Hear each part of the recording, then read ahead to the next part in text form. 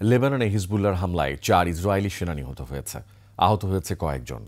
এদিকে ইরানের ক্ষেপণাস্ত্র হামলার পর ইসরায়েলের প্রধানমন্ত্রী বেনিয়ামিন নেতানিয়াহু হুঁশিয়ারি দিয়ে বলেন, এর চরম মাশুল দিতে হবে। পাল্টা জবাবে ইসরায়েল জুড়ে সব স্থাপনায় হামলার হুমকি দিয়েছে ইরানের বিপ্লবী গার্ড। আফসানা নীলার ডেস্ক রিপোর্ট। প্রথমবারের মতো হাইপারসনিক মিসাইল ফাতাহ ব্যবহার করে ইসরায়েলের বাণিজ্যিক রাজধানী তেল আবিবে হামলা চালায় ইরান। মঙ্গলবার রাতে এই হামলায় তেল আবিব, জেরুজালেম ও হাইফা শহর লক্ষ্য করে 200-রও বেশি মিসাইল ছোড়ে তেহরান।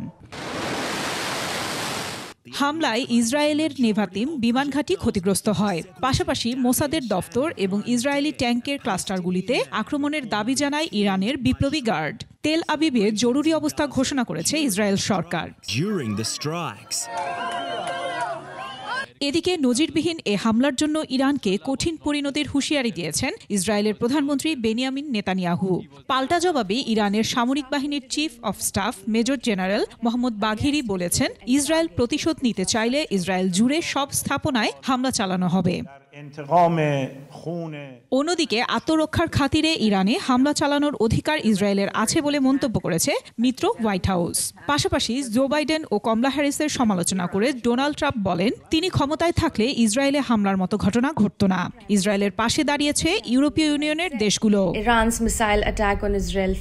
এদিকে ইসরায়েলে ইরানের ক্ষেপণাস্ত্র হামলার পরদিনই লেবাননের শক্তিশালী সশস্ত্র গোষ্ঠী হিজবুল্লাহ ও ইয়ামেনের হুথি তেল আবিবে হামলা চালিয়েছে। আফসানা নীলা, ডেস্ক রিপোর্ট, 21 টেলিভিশন।